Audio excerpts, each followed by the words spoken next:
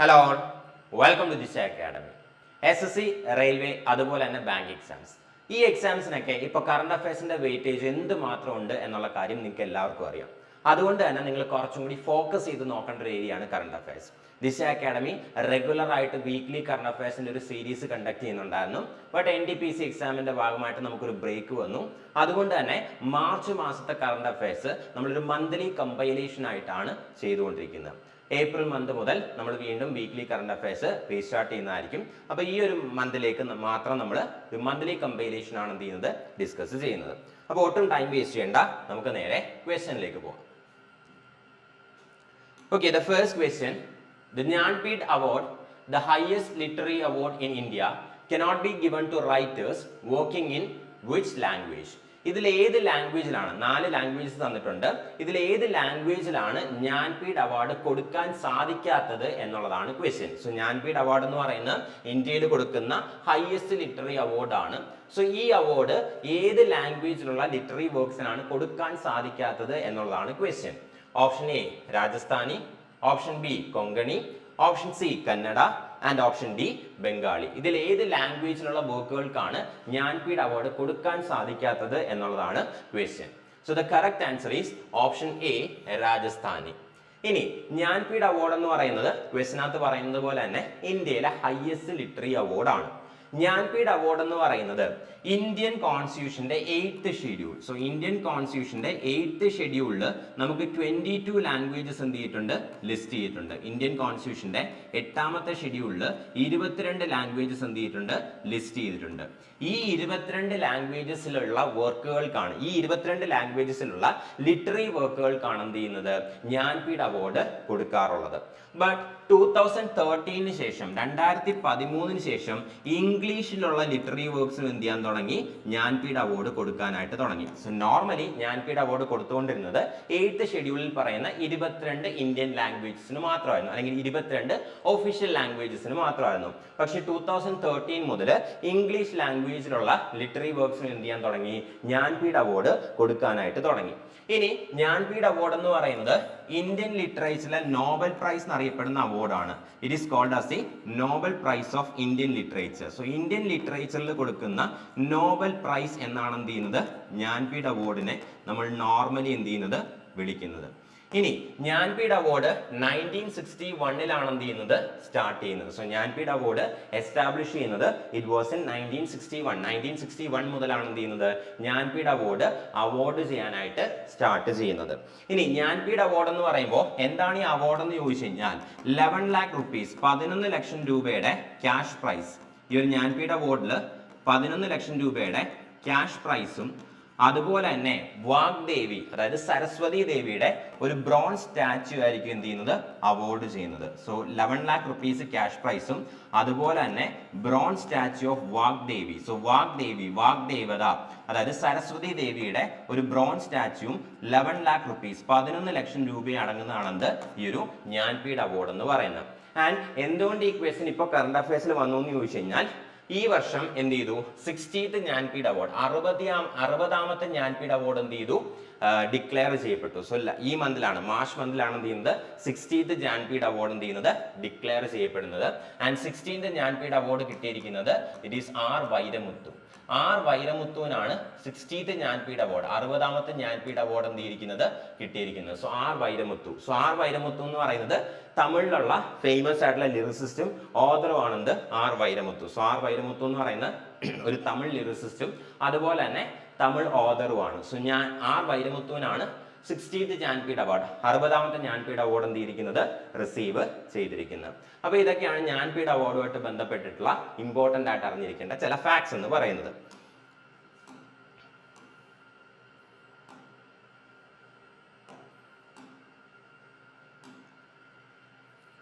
Okay, next question. The Nirbhaya Nisha initiative recently seen in news has been launched by which state? ഇതിൽ ഏത് state ആണ് recent ആയിട്ട് Nirbhaya Nisha initiative launch ചെയ്തിരിക്കുന്നത് എന്നുള്ളതാണ് question. Option A Tamil Nadu, option B Karnataka, option C Kerala and option D Telangana. ഇതിൽ ഏത് state ആണ് Nirbhaya Nisha initiative recent ആയിട്ട് ലോഞ്ച് ചെയ്തിരിക്കുന്നത് എന്നുള്ളതാണ് question. So the correct answer is option C, Kerala. നമ്മുടെ സംസ്ഥാനം കേരളമാണ് എന്തിരിക്കുന്നത് ഈ ഒരു നിർഭയ നിഷ ഇനിഷ്യേറ്റീവ് ലോഞ്ച് ചെയ്തിരിക്കുന്നത്. സോ ഇത് എന്നാണ് ലോഞ്ച് ചെയ്തിരിക്കുന്നതെന്ന് ചോദിച്ചു കഴിഞ്ഞാൽ international women's day 8th March, international women's day ആയിട്ടുള്ള 8th മാർച്ചിനാണ് എന്തിരിക്കുന്നത് ഈ ഒരു നിർഭയ നിഷ ഇനിഷ്യേറ്റീവ് ലോഞ്ച് ചെയ്തിരിക്കുന്നത്. ഇനി എന്താണ് ഈ നിർഭയ നിഷ ഇനിഷ്യേറ്റീവ് എന്ന് ചോദിച്ചു കഴിഞ്ഞാൽ രാത്രി സമയത്ത് ട്രാവൽ ചെയ്യുന്ന വുമണ് സേഫ്റ്റി എൻഷുർ ചെയ്യുക. അതായത് 9 PM to 5 AM, അതായത് രാത്രി 9 മണി മുതൽ പിറ്റേന്ന് വെളുപ്പിന് 5 മണി വരെയുള്ള ടൈമിൽ രാത്രിയിൽ ട്രാവൽ ചെയ്യുന്ന വുമണിന് വേണ്ടിയിട്ട് അവരിപ്പോൾ വർക്ക് പർപ്പസിന് വേണ്ടിയിട്ടായിരിക്കാം, എഡ്യൂക്കേഷൻ പർപ്പസിന് വേണ്ടിയിട്ടായിരിക്കാം, മറ്റെന്തെങ്കിലും പർപ്പസിന് വേണ്ടിയിട്ടായിരിക്കാം, അല്ലെങ്കിൽ പേഴ്സണൽ റീസൺസ് മൂലമാവാം. ഈ ഒരു ടൈം പീരീഡിൽ അല്ലെങ്കിൽ രാത്രി സമയത്ത് ട്രാവൽ ചെയ്യുന്ന വുമന്റെ സേഫ്റ്റി എൻഷുർ ചെയ്യുക എന്നുള്ള ഉദ്ദേശത്തോടു കൂടിയാണ് കേരള എന്ത് ചെയ്തിരിക്കുന്നത് ഈ ഒരു നിർഭയ നിഷ ഇനിഷ്യേറ്റീവ് ലോഞ്ച് ചെയ്തിരിക്കുന്നത്. ആൻഡ് കേരള പോലീസ് ആണ് എന്ത് ചെയ്തിരിക്കുന്നത് ഈ ഒരു ഇനിഷ്യേറ്റീവ് ലോഞ്ച് ചെയ്തിരിക്കുന്നത്. So it was launched by Kerala police. Kerala police ആണ് എന്ത് ചെയ്തിരിക്കുന്നത് ഈ ഒരു നിർഭയ നിഷ ഇനിഷ്യേറ്റീവ് റീസെന്റ് ആയിട്ട് ലോഞ്ച് ചെയ്തിരിക്കുന്നത്. So it was launched by Kerala police. Kerala police ആണ് ഈ ഒരു നിർഭയ നിഷ ഇനിഷ്യേറ്റീവ് എന്ത് ചെയ്തിരിക്കുന്നത് ലോഞ്ച് ചെയ്തിരിക്കുന്നത്. ആൻഡ് ഈ നിർഭയ നിഷ ഇനിഷ്യേറ്റീവിന്റെ ഭാഗമായിട്ട് രാത്രി സമയങ്ങളിൽ ട്രാവൽ ചെയ്യുന്ന വുമന്റെ സേഫ്റ്റി എൻഷുർ ചെയ്യുന്ന ആരായിരിക്കും? കേരള പോലീസ് ആയിരിക്കും. സോ കേരള പോലീസിന്റെ പോൾ ആപ്പിനകത്ത് ഒരു SOS ഫെസിലിറ്റി ഉണ്ട്. അതായത് രാത്രി സമയത്ത് എന്തെങ്കിലും എമർജൻസി സിറ്റുവേഷൻസ് ഉണ്ട് എന്നുണ്ടെങ്കിൽ കേരള പോലീസിന്റെ പോൾ ആപ്പിൽ ഒരു SOS ഫെസിലിറ്റി എന്താണ് അവൈലബിൾ ആണ്. അതുപോലെ തന്നെ ഒരു ടോൾ ഫ്രീ നമ്പർ ഉണ്ട് 112 എന്ന് പറഞ്ഞിട്ടുള്ള ഒരു എമർജൻസി നമ്പർ, 112 എന്ന് പറഞ്ഞിട്ടുള്ള ഒരു എമർജൻസി ഹെൽപ്പ് ലൈൻ നമ്പർ ഉണ്ട്. ഈ ഒരു എമർജൻസി ഹെൽപ്പ് ലൈൻ നമ്പർ അല്ലെങ്കിൽ പോൾ ആപ്പിലെ SOS ഫെസിലിറ്റി യൂസ് ചെയ്ത് കഴിഞ്ഞാൽ എമർജൻസി അസിസ്റ്റൻസ്, കേരള പോലീസിന്റെ എമർജൻസി അസിസ്റ്റൻസ് ആർക്ക് ലഭ്യമാവും? വുമണിന്, രാത്രി ട്രാവൽ ചെയ്യുന്ന വുമണിന് ലഭ്യമാവും. ഇതാണെന്ത് Nirbhaya Nisha initiative. Okay, next question. The Karg Island recently in news is located in which country? ഏത് കൺട്രിയിലാണ് കാർഗ് ഐലൻഡ് ലൊക്കേറ്റ് ചെയ്തിരിക്കുന്നത് എന്നുള്ളതാണ് ക്വസ്റ്റ്യൻ. റീസെന്റ് ആയിട്ട് ന്യൂസിൽ കണ്ടിട്ടുള്ള ഒരു ടേം ആണ് അല്ലെങ്കിൽ വന്നിട്ടുള്ള ഒരു ടേം ആണ് കാർഗ് ഐലൻഡ് എന്ന് പറയുന്ന. ഈ ഒരു കാർഗ് ഐലൻഡ് ഏത് കൺട്രിയിലാണ് ലൊക്കേറ്റ് ചെയ്തിരിക്കുന്നത് എന്നുള്ളതാണ് question. Option A Iraq, option B Saudi Arabia, option C UAE and option D Iran. ഇവയിൽ ഏത് കൺട്രിയിലാണ് കാർഗ് ഐലൻഡ് ലൊക്കേറ്റ് ചെയ്തിരിക്കുന്നത് എന്നുള്ളതാണ് ക്വസ്റ്റ്യൻ. സോ കറക്റ്റ് ആൻസർ എന്ന് പറയുന്നത് it's option D Iran. So നിങ്ങൾക്ക് എല്ലാവർക്കും അറിയായിരിക്കും US, ഇസ്രായേൽ, ഇറാൻ വോർ എന്ത് ചെയ്തുകൊണ്ടിരിക്കുകയാണ്, ഇപ്പോഴും കണ്ടിന്യൂ ചെയ്തുകൊണ്ടിരിക്കുകയാണ്. സോ ഇറാന്റെ ഒരു ഐലൻഡ് ആണ് അല്ലെങ്കിൽ ഇറാന്റെ കൺട്രോളിലുള്ള ഒരു ഐലൻഡ് ആണെന്ത് ഈ ഒരു കാർഗ് ഐലൻഡ് എന്ന് പറയുന്നത്. അപ്പോൾ ഈ ഒരു കാർഗ് ഐലൻഡിന്റെ പ്രത്യേകത എന്താണെന്ന് ചോദിച്ചു കഴിഞ്ഞാൽ ഇറാന്റെ 90% ഓയിൽ എക്സ്പോർട്സ്, സോ ഇറാന്റെ 90% ഓഫ് ഓയിൽ എക്സ്പോർട്സും ഈ ഒരു കാർഗ് ഐലൻഡിൽ നിന്നാണ് എന്ത് ചെയ്യുന്നത് നടക്കുന്നത്. സോ ഇറാന്റെ 90% ഓയിൽ എക്സ്പോർട്സ്, ഇറാന്റെ 90% ഓയിൽ എക്സ്പോർട്സും നടക്കുന്നത് കാർഗ് ഐലൻഡിൽ നിന്നാണ്. സോ റീസൺ എന്താണെന്ന് ചോദിച്ചു കഴിഞ്ഞാൽ ഇറാന്റെ കോസ്റ്റ് ലൈൻ നോക്കിക്കഴിഞ്ഞാൽ അവിടെ എന്താണ് ഡെപ്ത് കുറവാണ്. സോ ഇറാന്റെ കോസ്റ്റ് ലൈനിൽ കടലിന് എന്താണ് ഡെപ്ത് കുറവാണ്. സോ അതുകൊണ്ട് തന്നെ വലിയ വലിയ കണ്ടെയ്നേഴ്സിന് അല്ലെങ്കിൽ വലിയ വലിയ ഷിപ്പുകൾക്കൊന്നും അങ്ങോട്ടേക്ക് വരാനായിട്ട് സാധിക്കില്ല. ബട്ട് കാർഗ് ഐലൻഡ് എന്ന് പറയുന്നത് ലൊക്കേറ്റ് ചെയ്തിരിക്കുന്നത് പേർഷ്യൻ ഗൾഫിലാണ്. സോ പേർഷ്യൻ ഗൾഫിലായിട്ടാണ് എന്ത് ചെയ്തിരിക്കുന്നത് കാർഗ് ഐലൻഡ് ലൊക്കേറ്റ് ചെയ്തിരിക്കുന്നത്. സോ കാർഗ് ഐലൻഡ് എന്ന് പറയുന്നത് അത്യാവശ്യം ഡെപ്ത് ഉള്ള അല്ലെങ്കിൽ ഡീപ് വാട്ടേഴ്സിലാണ് എന്ത് ചെയ്തിരിക്കുന്നത് ലൊക്കേറ്റ് ചെയ്തിരിക്കുന്നത്. So Persian Gulf. So Kharg island എവിടെയാണ് ലൊക്കേറ്റ് ചെയ്തിരിക്കുന്നത് അല്ലെങ്കിൽ ഏത് വാട്ടർ ബോഡിയിലാണ് ലൊക്കേറ്റ് ചെയ്തിരിക്കുന്നത് എന്ന് ചോദിച്ചു കഴിഞ്ഞാൽ പേർഷ്യൻ ഗൾഫിലാണ് എന്ത് ചെയ്തിരിക്കുന്നത് കാർഗ് ഐലൻഡ് ലൊക്കേറ്റ് ചെയ്തിരിക്കുന്നത്. ആൻഡ് കാർഗ് ഐലൻഡ് എന്ന് പറയുന്നത് അത്യാവശ്യം ഡെപ്ത് ഉള്ള ഒരു ഏരിയ ആണ്. അതുകൊണ്ട് തന്നെ ഇവിടെ വലിയ വലിയ ഷിപ്പുകൾക്കൊക്കെ എന്ത് ചെയ്യാൻ സാധിക്കും, എത്താനായിട്ട് സാധിക്കും. സോ അതുകൊണ്ട് തന്നെ ഇറാന്റെ ഓയിൽ എക്സ്പോർട്സിന്റെ 90% നടക്കുന്നത് ഈ ഒരു കാർഗ് ഐലൻഡിലാണ്. സോ ഈ കാർഗ് ഐലൻഡ് എന്ത് ചെയ്തായിരുന്നു, അമേരിക്ക അറ്റാക്ക് ചെയ്തായിരുന്നു അല്ലെങ്കിൽ അമേരിക്ക ബോംബ് ചെയ്തായിരുന്നു. അതുകൊണ്ടാണ് എന്ത് ചെയ്തിരിക്കുന്നത് ഈ ഒരു കാർഗ് ഐലൻഡ് ഇപ്പോൾ റീസെന്റ് ആയിട്ട് ന്യൂസിൽ വന്നിരിക്കുന്നത്. ആൻഡ് ഇതാണ് നമ്മുടെ സ്ട്രെയിറ്റ് ഓഫ് ഹോർമൂസ് എന്ന് പറയുന്നത്. സോ കണക്ട് ചെയ്ത ഒരു കാര്യം കൂടെ പറയാം. ഈ ഒരു കുഞ്ഞു വാട്ടർ ബോഡി അല്ലെങ്കിൽ ഈ ഒരു നാരോ വാട്ടർ വേ വിളിക്കുന്ന പേരാണെന്ത് strait of Hormuz. So strait of Hormuz എന്ന് പറയുമ്പോൾ പേർഷ്യൻ ഗൾഫിനെയും അതുപോലെ തന്നെ ഗൾഫ് ഓഫ് ഒമാനെയും കണക്ട് ചെയ്യുന്ന ഒരു നാരോ വാട്ടർ വേ ആണ്. സോ പേർഷ്യൻ ഗൾഫിനെയും ഗൾഫ് ഓഫ് ഒമാനെയും കണക്ട് ചെയ്യുന്ന നാരോ വാട്ടർ വേ ആണെന്ത് സ്ട്രെയിറ്റ് ഓഫ് ഹോർമൂസ് എന്ന് പറയുന്നത്. സോ സ്ട്രെയിറ്റ് ഓഫ് ഹോർമൂസ് എന്ന് പറയുന്നത് ഇറാന്റെ കൺട്രോളിലാണുള്ളത്. ഈ സ്ട്രെയിറ്റ് ഓഫ് ഹോർമൂസ് വഴിയാണ് എന്ത് ചെയ്യുന്നത് വേൾഡിലെ ഓയിൽ ആൻഡ് ഗ്യാസ് എക്സ്പോർട്സിന്റെ അറൌണ്ട് 20% എന്ത് ചെയ്യുന്നത് നടക്കുന്നത്. ഈ സ്ട്രെയിറ്റ് ഓഫ് ഹോർമൂസ് ഇപ്പോൾ വളരെയധികം റെസ്ട്രിക്റ്റഡ് ആണ്, അല്ലെങ്കിൽ ഇറാൻ എന്ത് ചെയ്യുന്നില്ല, സ്ട്രെയിറ്റ് ഓഫ് ഹോർമൂസ് വഴി കണ്ടെയ്നേഴ്സ് അല്ലെങ്കിൽ ഷിപ്പുകളൊന്നും കടത്തി വിടുന്നില്ല. അതുകൊണ്ടാണ് നമ്മളിപ്പോൾ LPG ഷോർട്ടേജ് എന്ത് ചെയ്തിരിക്കുന്നത്, ഫേസ് ചെയ്തുകൊണ്ടിരിക്കുന്നത്. അപ്പോൾ ഇതാണ് കാർഗ് ഐലൻഡിന്റെ പ്രത്യേകത എന്ന് പറയുന്നത്.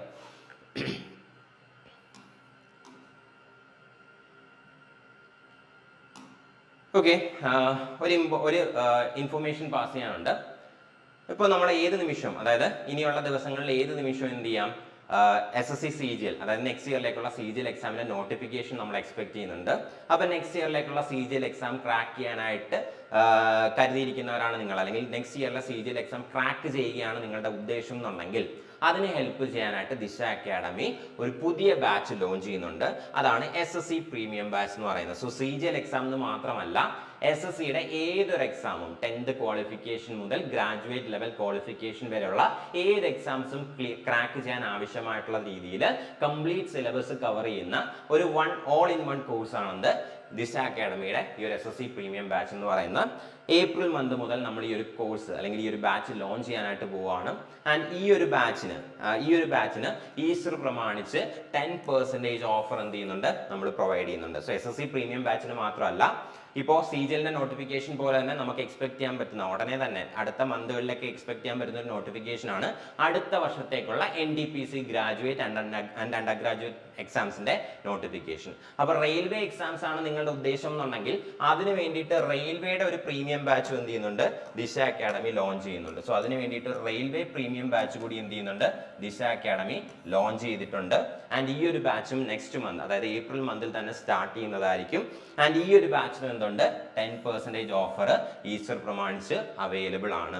അതായത് ദിശ അക്കാഡമിയുടെ ഏതൊരു കോഴ്സ് നിങ്ങൾ ഈ ഒരു ടൈം പീരീഡിൽ പർച്ചേസ് ചെയ്താലും നിങ്ങൾക്ക് ഈസ്റ്റർ ഓഫർ പ്രമാണിച്ച് 10% ഫീല് ഒരു 10% റിഡക്ഷൻ അവൈലബിൾ ആയിരിക്കും. അതിപ്പോൾ ഏറ്റവും റീസെന്റ് ആയിട്ട് ലോഞ്ച് ചെയ്യാൻ പോകുന്ന SSC പ്രീമിയം ബാച്ചിനും അതുപോലെ തന്നെ റെയിൽവേ പ്രീമിയം ബാച്ചിനും അവൈലബിൾ ആണ്. ഇനി ഇൻ കേസ് നിങ്ങൾ ഗ്രൂപ്പ് ഡി എക്സാം മാത്രമേ കോൺസെൻട്രേറ്റ് ചെയ്യുന്നു എന്നുള്ളതെന്നുണ്ടെങ്കിൽ ഗ്രൂപ്പ് ഡിക്ക് വേണ്ടിയിട്ട് മാത്രവും ഒരു എക്സ്ക്ലൂസീവ് ബാച്ച് ദിശ അക്കാഡമി പ്രൊവൈഡ് ചെയ്യുന്നുണ്ട്. അതാണ് ഗ്രൂപ്പ് ഡിക്ക് വേണ്ടിയിട്ടുള്ള അസ്ത്ര ബാച്ച് എന്ന് പറയുന്നത്. ഈ ഒരു അസ്ത്ര ബാച്ചിനകത്ത് നിങ്ങൾക്ക് ഇപ്പോൾ ഈസ്റ്റർ പ്രമാണിച്ച് ഒരു 10% ഓഫർ ക്ലെയിം ചെയ്യാൻ സാധിക്കുന്നതാണ്. സോ ഈ ഓഫറിനെ കുറിച്ചോ അല്ലെങ്കിൽ ഈ ഒരു കോഴ്സസിനെ കുറിച്ചോ ഫർദർ എന്തെങ്കിലും ഡീറ്റെയിൽസ് വേണമെന്നുണ്ടെങ്കിൽ ഈ ഒരു നമ്പറിൽ കോൺടാക്ട് ചെയ്താൽ മതി, 7012615062. അപ്പോൾ ഇൻട്രസ്റ്റ് ആണെങ്കിൽ ഈ ഒരു ഓഫർ വേസ്റ്റ് ചെയ്യേണ്ട, ഉടനെ തന്നെ enrol ചെയ്തോളുക. Next question. The first ever Khelo India Tribal Games announced by the Union Minister for Youth Affairs and Sports will be held in which state? അതായത് first ever Khelo India Tribal Games, അതായത് India conduct ചെയ്യുന്ന ആദ്യത്തെ first ever Khelo India tribal games ഏത് സ്റ്റേറ്റിൽ വെച്ചിട്ടാണ് conduct ചെയ്യാൻ പോകുന്നത് എന്നുള്ളതാണ് question. So India first time ആണ് എന്ത് ചെയ്യുന്നത്, Khelo India tribal games organise ചെയ്യാനായിട്ട് പോകുന്നത്. Union minister for youth affairs and sports എന്ത് ചെയ്തിട്ടുണ്ട്, ഇത് അനൗൺസ് ചെയ്തിട്ടുണ്ട്. അപ്പൊ ഏത് സ്റ്റേറ്റിൽ വെച്ചിട്ടാണ് ഈ ഒരു Khelo India tribal games conduct ചെയ്യുന്നത് എന്നുള്ളതാണ് question. So the correct answer is option C, Chhattisgarh. So ഛത്തീസ്ഗഡിൽ വെച്ചിട്ടാണ് എന്ത് ചെയ്യുന്നത്, first ever Khelo India tribal games conduct ചെയ്യാനായിട്ട് പോകുന്നത്. അപ്പോൾ Khelo India ട്രൈബൽ ഗെയിംസിനെ കുറിച്ച് കുറച്ച് ഡീറ്റെയിൽസും കൂടെ അറിഞ്ഞിരിക്കേണ്ട ആവശ്യമുണ്ട്. സോ ഇത് first ever Khelo India tribal ഗെയിംസിന്റെ ഫസ്റ്റ് എഡിഷൻ ആണ്, അതായത് first ever Khelo India tribal games ആണ് നടക്കാൻ പോകുന്നത് ഛത്തീസ്ഗഡിൽ വെച്ചിട്ടാണ്. സോ ഛത്തീസ്ഗഡ് സ്റ്റേറ്റിൽ വെച്ചിട്ടാണ് ഈ ഒരു Khelo India ട്രൈബൽ ഗെയിംസ് എന്ത് ചെയ്യുന്നത്, ഓർഗനൈസ് ചെയ്യാൻ പോകുന്നത്. ആൻഡ് ഛത്തീസ്ഗഡിലെ 3 മേജർ പ്ലേസസ് അല്ലെങ്കിൽ 3 മേജർ ഡിസ്ട്രിക്ട്സ്, റായ്പൂർ, ജഗ്ദാൽപൂർ ആൻഡ് സർഗൂജ, ഈ 3 ഡിസ്ട്രിക്ട്സിൽ അല്ലെങ്കിൽ ഈ 3 പ്ലേസസിൽ വെച്ചിട്ടായിരിക്കും എന്ത് ചെയ്യുന്നത്, ഈ ഒരു Khelo India tribal games conduct ചെയ്യാൻ പോകുന്നത്. 25th മാർച്ച് മുതൽ 6th ഏപ്രിൽ വരെയാണ് ഈ ഒരു Khelo India ട്രൈബൽ ഗെയിംസ് എന്ത് ചെയ്യുന്നത്, കണ്ടക്ട് ചെയ്യാനായിട്ട് പോകുന്നത്. ആൻഡ് ഇതാണ് Khelo India ട്രൈബൽ ഗെയിംസിന്റെ മാസ്കോട്ട് എന്ന് പറയുന്നത്. ഈ ഒരു മാസ്കോട്ടിന്റെ പേരാണ് മോർവീർ. സോ മോർവീർ എന്നുള്ളതാണ് ഈ ഒരു Khelo India ട്രൈബൽ ഗെയിംസിന്റെ മാസ്കോട്ടിന്റെ പേര്. സോ ഈ ഒരു മാസ്കോട്ടിന്റെ പേര് എന്ന് പറയുന്നത് ഇറ്റ് മീൻസ് മോർവീർ, അതായത് ട്രൈബലുമായിട്ട് റിലേറ്റ് ചെയ്തിട്ടുള്ള ഒരു മാസ്കോട്ടാണ്. സോ ആ മാസ്കോട്ടിന്റെ പേരാണ് മോർവീർ എന്ന് പറയുന്നത്. ആൻഡ് ഈ ഒരു Khelo India ട്രൈബൽ ഗെയിംസിൽ 7 മെഡൽ കോമ്പറ്റീഷൻസും ഉണ്ട്, അതുപോലെ തന്നെ 2 ഡെമോ ഗെയിംസും ഉണ്ട്. അപ്പൊ ഏതൊക്കെയാണ് ഏതൊക്കെയാണ് 7 മെഡൽ കോമ്പറ്റീഷൻസ് എന്ന് ചോദിച്ചു കഴിഞ്ഞാൽ ഈ ഒരു ഖേലോ ഇന്ത്യ ട്രൈബൽ ഗെയിംസിൽ അത്ലറ്റിക്സ് എന്ന് പറയുന്നതാണ് ഒരു മെഡൽ കോമ്പറ്റീഷൻ ആണ്. അതുപോലെ തന്നെ ഫുട്ബോൾ എന്ന് പറയുന്നത് ഒരു മെഡൽ കോമ്പറ്റീഷൻ ആണ്. ദെൻ ഹോക്കി എന്ന് പറയുന്നത് ഒരു മെഡൽ കോമ്പറ്റീഷൻ ആണ്. അതുപോലെ തന്നെ വെയിറ്റ് ലിഫ്റ്റിംഗ് എന്ന് പറയുന്നത് ഒരു മെഡൽ കോമ്പറ്റീഷൻ ആണ്. അതുപോലെ തന്നെ archery is a medal competition. Archery എന്ന് പറയുന്നതാണ് ഒരു മെഡൽ കോമ്പറ്റീഷൻ ആണ്. സോ അത്ലറ്റിക്സ്, ഫുട്ബോൾ, ഹോക്കിയും വെയിറ്റ് ലിഫ്റ്റിംഗ്. സ്വിമ്മിംഗ് എന്ന് പറയുന്നത് ഒരു മെഡൽ കോമ്പറ്റീഷൻ ആണ്. അതുപോലെ തന്നെ റെസ്ലിംഗും മെഡൽ കോമ്പറ്റീഷൻ ആണ്. സോ 1 2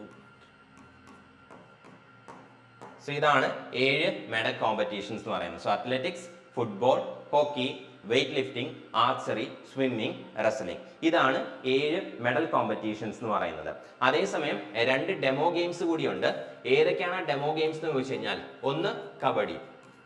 സോ ഒന്ന് കബഡിയാണെന്ന് one of the demo games എന്ന് പറയുന്നത്. ഡെമോ ഗെയിംസിലെ one of the demo games എന്ന് പറയുന്നത് കബഡിയാണ്. ആൻഡ് മറ്റൊരു ഡെമോ ഗെയിം എന്ന് പറയുന്നത് മല്ലക്കമ്പാണ്. സോ മല്ലക്കമ്പാണ് രണ്ടാമത്തെ ഡെമോ ഗെയിം. അപ്പം ടോട്ടൽ 7 മെഡൽ കോമ്പറ്റീഷൻസ് ഉണ്ട്. മെഡൽ കോമ്പറ്റീഷൻസ് എന്ന് പറയുന്നത് athletics, football, hockey, weightlifting, archery, swimming, wrestling. Demo games ഏതൊക്കെയാണെന്ന് ചോദിച്ചു കഴിഞ്ഞാൽ കബഡിയും അതുപോലെ തന്നെ മല്ലക്കമ്പും.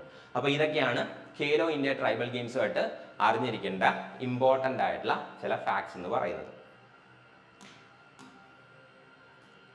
Next question. Project Hanuman recently mentioned in news is related to dash. So project Hanuman എന്ന് പറയുന്ന റീസെന്റ് ആയിട്ട് ന്യൂസിനകത്ത് വന്നിട്ടുള്ള ഒരു ടേം ആണ്. ഇത് എന്തിനെ കുറിച്ച്, അതായത് ഈ ഒരു പ്രോജക്ട് എന്തിനെ ബേസ് ചെയ്തിട്ടുള്ള പ്രോജക്റ്റ് ആണ് എന്നുള്ളതാണ് question. Option A indigenous missile system, option B artificial intelligence language model initiative, option C space exploration mission and option D wildlife conservation programme.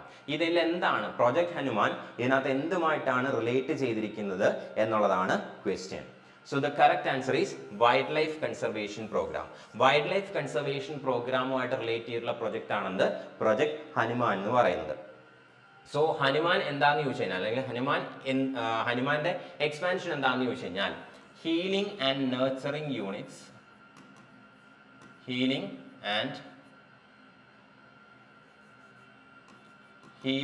And nurturing units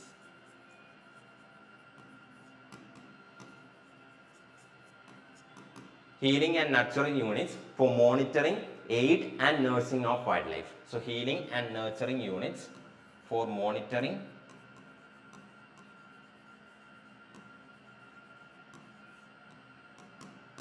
aid and nursing wildlife.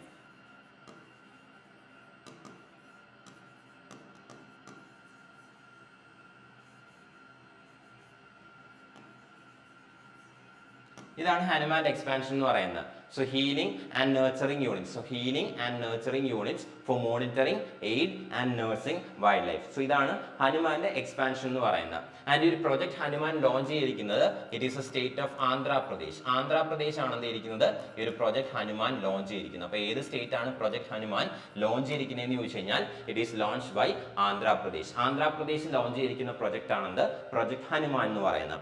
അപ്പോൾ എന്താണ് ഈ project ഹനുമാനകത്ത് വരുന്നതെന്ന് ചോദിച്ചു കഴിഞ്ഞാൽ expansion പറയുന്നത് പോലെ തന്നെ wild ലൈഫിന്റെ മോണിറ്ററിംഗ്, എയ്ഡ്, നഴ്സിംഗ് അതുമായിട്ട് ബന്ധപ്പെട്ട ഏരിയാസ് ആണ്. ബട്ട് മെയിൻ ആയിട്ട് നോക്കുന്നത് എലിഫന്റ് അതുപോലെ തന്നെ human conflict. So elephant human conflict എന്ത് ചെയ്യുക, അവോയ്ഡ് ചെയ്യുക എന്നുള്ളതാണ്. അതായത് കാട്ടാനകൾ എന്ത് ചെയ്യാറുണ്ട്, കൃഷി സ്ഥലങ്ങളിൽ ഇറങ്ങാറുണ്ട്. അപ്പോൾ ഹ്യൂമൻസിന് അത് അപകടം വരുത്താതിരിക്കുക, അതുപോലെ തന്നെ കൃഷിക്ക് നാശനഷ്ടം വരുത്താതിരിക്കുക. അതുപോലെ തന്നെ ഈ കാട്ടാനകൾ നാട്ടിലേക്ക് ഇറങ്ങുമ്പോൾ റോഡിൽ കൂടി പാസ് ചെയ്യുന്ന മോട്ടോർ സൈക്കിൾ അല്ലെങ്കിൽ കാൽനട യാത്രക്കാർക്ക് എന്ത് ചെയ്യുക, വാർണിംഗ് കൊടുക്കുക. ഇങ്ങനെയുള്ള കുറച്ച് കാര്യങ്ങളാണ് എന്തിരിക്കുന്നത് ഈ ഒരു പ്രൊജക്ട് ഹനുമാനകത്ത് ബേസ് ചെയ്തിരിക്കുന്നത്. സോ ബേസിക്കലി എന്താണ് ഒരു വാർണിംഗ് സിസ്റ്റം, അല്ലെങ്കിൽ എന്താണ് എലിഫന്റ് ഹ്യൂമൻ കോൺഫ്ലിക്റ്റ് എന്ത് ചെയ്യുക, അവോയ്ഡ് ചെയ്യുക എന്നുള്ളതാണ് ഈ ഒരു പ്രൊജക്ട് ഹനുമാന്റെ ബേസിക് ആയിട്ടുള്ള പർപ്പസ് എന്ന് പറയുന്നത്. സോ കാട്ടാനകൾ സ്ഥിരമായിട്ട് ഇറങ്ങുന്ന അഗ്രികൾച്ചർ ഏരിയാസിലുള്ളവർക്ക് എന്ത് ചെയ്യുക, ഏർലി വാർണിംഗ് കൊടുക്കുക. അതുപോലെ തന്നെ ഈ കാട്ടാനകളെ പ്രിവെന്റ് ചെയ്യാനായിട്ട് എന്ത് ചെയ്യുക, ഈ ഫെൻസിങ്, ഇലക്ട്രോണിക് ഫെൻസിങ് എന്ത് ചെയ്യുക, എലി ഫെൻസിങ് എന്ത് ചെയ്യുക, കൊണ്ടുവരിക. സോ എലി ഫെൻസ്, സോ ഈ ഒരു പ്രൊജക്ട് ഹനുമാനകത്തെ one of the important factor ആണെന്ത് ഈ ഒരു എലിഫൻസ് എന്ന് പറയുന്നത്. സോ എലിഫൻസ് എന്ന് പറയുന്ന ആർട്ടിഫിഷ്യൽ ഇന്റലിജൻസ് ബേസ്ഡ് ആയിട്ടുള്ള ഒരു സ്മാർട്ട് ഫെൻസ് പ്രൊജക്ട് ആണ്. സോ ബേസ്ഡ് ആയിട്ടുള്ള ഒരു സ്മാർട്ട് ഫെൻസ് പ്രൊജക്ട് ആണെന്ത് ഈ ഒരു എലിഫൻസ് എന്ന് പറയുന്നത്. അതായത് എന്താണ് എലിഫൻസിനെ ഉപദ്രവിക്കാത്ത രീതിയിൽ, അതായത് ഇലക്ട്രിക് ഷോക്ക് പോലുള്ള കാര്യങ്ങളൊന്നും ഇല്ലാത്ത രീതിയിൽ എന്താണ് ഒരു ബേസ്ഡ് ആയിട്ടുള്ള സ്മാർട്ട് ഫെൻസ് സിസ്റ്റം ആണെന്ത് ഈ ഒരു എലിഫൻസ് സിസ്റ്റം എന്ന് പറയുന്നത്. അതായത് എലിഫൻസിനെ സ്റ്റോപ്പ് ചെയ്യുകയും വേണം, എന്നാൽ അവർക്കൊട്ട് അപകടങ്ങൾ വരാനും പാടില്ല. ഇപ്പൊ ഇലക്ട്രിക് ഫെൻസ് ഒക്കെ ഇട്ട് കഴിഞ്ഞാൽ എലിഫൻസിന് എന്ത് ചെയ്യാൻ ചാൻസ് ഉണ്ട്, പരിക്കുകൾ പറ്റാൻ ചാൻസ് ഉണ്ട്. സോ അതൊന്നും ഉണ്ടാവാതിരിക്കുന്നതിന് വേണ്ടിയിട്ട് ഒരു ബേസ്ഡ് ആയിട്ടുള്ള ആർട്ടിഫിഷ്യൽ ഇന്റലിജൻസ് ബേസ്ഡ് ആയിട്ടുള്ള smart fence system, elephants system use ചെയ്തിട്ട് എലിഫൻസ് എന്ത് ചെയ്യുക, അഗ്രികൾച്ചർ ലാൻഡിലേക്ക് വരുന്നത് പ്രിവെന്റ് ചെയ്യുക. അതുപോലെ തന്നെ റോഡിൽ കൂടി പാസ് ചെയ്യുന്ന മോട്ടോർ സൈക്കിളുകാർക്ക് അല്ലെങ്കിൽ എന്താണ് പാസഞ്ചേഴ്സിന് എന്ത് ചെയ്യുക, ഏർലി വാർണിംഗ് കൊടുക്കുക. അതൊക്കെയാണ് എന്ത് ഈ ഒരു പ്രൊജക്ട് ഹനുമാന്റെ ബേസിക് ആയിട്ടുള്ള പർപ്പസ് അല്ലെങ്കിൽ ബേസിക് ആയിട്ടുള്ള ഒബ്ജക്റ്റീവ്സ് എന്ന് പറയുന്നത്. Okay, next question. A new plant species discovered in Manas National Park was named after which famous Assamese singer? ഏത് ഫേമസ് ആസാമീസ് സിംഗറിന്റെ പേരിലാണ് മനസ് നാഷണൽ പാർക്കിൽ ഡിസ്കവർ ചെയ്തിട്ടുള്ള പുതിയ പ്ലാന്റ് സ്പീഷീസിന് പേര് കൊടുത്തിരിക്കുന്നത് എന്നുള്ളതാണ് question. Option A Bhupen Hazarika, option B Zubeen Garg, option C Papon and option D Angaraag Mahanta. ഇവരിൽ ഏത് ആസാമീസ് സിംഗറിന്റെ പേരിലാണ് മനസ് നാഷണൽ പാർക്കിൽ ഡിസ്കവർ ചെയ്തിരിക്കുന്ന പുതിയ പ്ലാന്റ് സ്പീഷീസിന് പേര് കൊടുത്തിരിക്കുന്നത് എന്നുള്ളതാണ് question. So the correct answer is Subeen Garg. So Subeen Garg എന്നുള്ള ഫേമസ് ആസാമീസ് സിംഗറിന്റെ പേരിലാണ് മനസ് നാഷണൽ പാർക്കിൽ ഡിസ്കവർ ചെയ്തിരിക്കുന്ന പുതിയ പ്ലാന്റ് സ്പീഷീസിന് എന്ത് ചെയ്തിരിക്കുന്നത്, പേര് കൊടുത്തിരിക്കുന്നത്. ഇനി മനസ് നാഷണൽ പാർക്ക് എന്ന് പറയുന്നത് ആസാമിലുള്ള നാഷണൽ പാർക്കാണ്. It is located in Assam.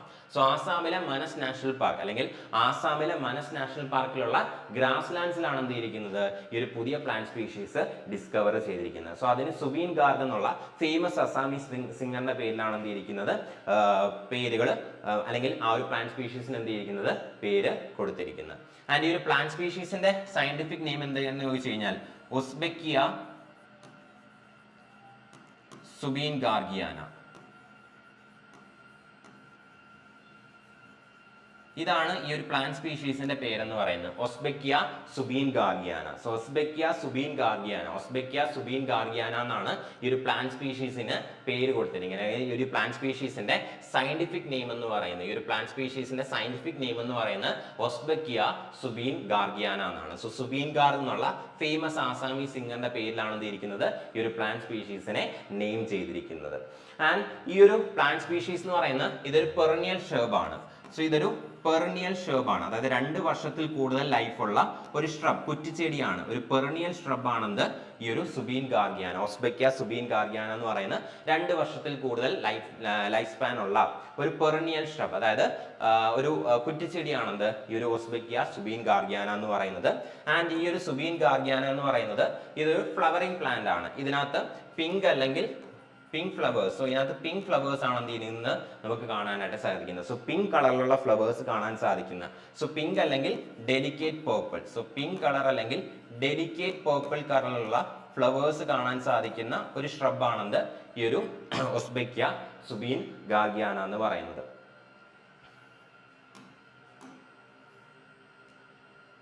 Next question. Exercise Lamitiye 2026 is a joint military exercise between India and which country? ഇന്ത്യയും ഏത് കൺട്രിയും തമ്മിലുള്ള ജോയിന്റ് മിലിറ്ററി എക്സസൈസ് ആണ് എക്സസൈസ് ലാമിറ്റിയെ 2026 എന്നുള്ളതാണ് question. Option A Maldives, option B Seychelles, option C Sri Lanka and option D Mauritius. ഇവയിൽ ഏത് കൺട്രിയും ഇന്ത്യയും തമ്മിലുള്ള joint military എക്സസൈസിന്റെ പേരാണ് ലാമിറ്റിയെ 2026 എന്നുള്ളതാണ് ക്വസ്റ്റ്യൻ. സോ കറക്റ്റ് ആൻസർ എന്ന് പറയുന്നത് it is option B Seychelles. So സെയ്ഷൽസും ഇന്ത്യയും തമ്മിലുള്ള ജോയിന്റ് മിലിറ്ററി എക്സസൈസ്, അതായത് ആർമീസ് തമ്മിലുള്ള, ഇന്ത്യയുടെയും സെയ്ഷൽസിന്റെയും ആർമീസ് തമ്മിലുള്ള അല്ലെങ്കിൽ മിലിറ്ററി തമ്മിലുള്ള ഒരു ജോയിന്റ് മിലിറ്ററി എക്സസൈസ് ആണെന്ത് എക്സസൈസ് ലാമിറ്റിയെ 2026 എന്ന് പറയുന്നത്. ആൻഡ് 2001 മുതൽ സ്റ്റാർട്ട് ചെയ്തിട്ടുള്ള എക്സസൈസ് ആണെന്ത് ഈ ഒരു എക്സസൈസ് ലാമിറ്റി എന്ന് പറയുന്നത്. ഇറ്റ് സ്റ്റാർട്ടഡ് ഫ്രം 2001 മുതൽ സ്റ്റാർട്ട് ചെയ്തിട്ടുള്ള ഒരു എക്സസൈസ് ആണെന്ത് ഈ ഒരു എക്സസൈസ് ലാമിറ്റി എന്ന് പറയുന്നത്. ആൻഡ് 2 വർഷം കൂടുമ്പോഴാണ് ബൈനിയലി ബൈനിയലി ആണ് എന്ത് ചെയ്യുന്നത് ഈ ഒരു എക്സസൈസ് കണ്ടക്ട് ചെയ്യുന്നത്. It is conducted biennially. 2 വർഷം കൂടുമ്പോഴാണ് ഈ ഒരു എക്സസൈസ് എന്ത് ചെയ്യുന്നത് കണ്ടക്ട് ചെയ്യുന്നത്. ഓൾട്ടർനേറ്റ് ആയിട്ട് ഇന്ത്യയും സീഷെൽസിന്റെ ഇടയിലാണ് എന്ത് ഇരിക്കുന്നത് ഈ ഒരു എക്സസൈസ് കണ്ടക്ട് ചെയ്യുന്നത്. ആൻഡ് എക്സസൈസ് ലാമിറ്റി 2026 എന്ന് പറയുന്നത് currently it is 11th edition, 11ാമത്തെ എഡിഷൻ ആണ്. ഈ ഒരു എക്സസൈസിന്റെ 11th എഡിഷൻ, 11ാമത്തെ എഡിഷൻ ആണ് 2026 എക്സസൈസ് ലാമിറ്റി എന്ന് പറയുന്നത്. സോ 2001 സ്റ്റാർട്ട് ചെയ്തിട്ടുണ്ട്. ബൈനിയൽ 2 വർഷം കൂടുമ്പോഴാണ് ഈ എക്സസൈസ് കണ്ടക്ട് ചെയ്യുന്നത്. ആൻഡ് 2026 ഈ ഒരു എക്സസൈസ് എന്ന് പറയുന്നത് ഈ ഒരു എക്സസൈസിന്റെ 11ാമത്തെ 11th എഡിഷൻ ആണ്. സോ 11th എഡിഷൻ ആണെന്ന് ഈ ഒരു എക്സസൈസിന്റെ എന്ന് പറയുന്നത്. ആൻഡ് ഈ ഒരു എക്സസൈസിന് ലാമിറ്റി 2026 ഒരു പ്രത്യേകത കൂടിയുണ്ട്. ഇന്ത്യയുടെ ട്രൈ സർവീസസ് പാർട്ടിസിപ്പേറ്റ് ചെയ്യുന്ന ആദ്യത്തെ എക്സസൈസ് ആണ്. ഫസ്റ്റ് എവർ എഡിഷൻ ആണെന്ന് ഈ ഒരു 2026 എഡിഷൻ എന്ന് പറയുന്നത്. അതായത് ഇന്ത്യയുടെ ആർമിയും നേവിയും എയർഫോഴ്സും ഒരേപോലെ പാർട്ടിസിപ്പേറ്റ് ചെയ്യുന്ന ഫസ്റ്റ് എവർ ലാമിറ്റി എക്സസൈസ്. അതായത് ലാമിറ്റി എക്സസൈസിനകത്ത് ആദ്യമായിട്ടാണ് എന്ത് ചെയ്യുന്നത് ഇന്ത്യയുടെ 3 സർവീസസും ആർമിയും നേവിയും എയർഫോഴ്സും എന്ത് ചെയ്യുന്നത് ഒരുമിച്ച് പാർട്ടിസിപ്പേറ്റ് ചെയ്യുന്നത്. അത് ഈ 2026 എഡിഷനകത്താണ്. ആൻഡ് ഇത് എവിടെ വെച്ചാണ് കണ്ടക്ട് ചെയ്തതെന്ന് ചോദിച്ചു കഴിഞ്ഞാൽ Seychelles defence academy. So Seychelles defence അക്കാഡമിയിൽ വെച്ചിട്ടാണ് 11th എഡിഷൻ എന്ത് ചെയ്തത് കണ്ടക്ട് ചെയ്തത്. സോ സീഷെൽസ് ഡിഫൻസ് അക്കാഡമിയിൽ വെച്ചിട്ടാണ് ഈ ഒരു 11th എഡിഷൻ ഓഫ് ലാമിറ്റി 2026 എന്ത് ചെയ്തത് കണ്ടക്ട് ചെയ്തത്. Next question.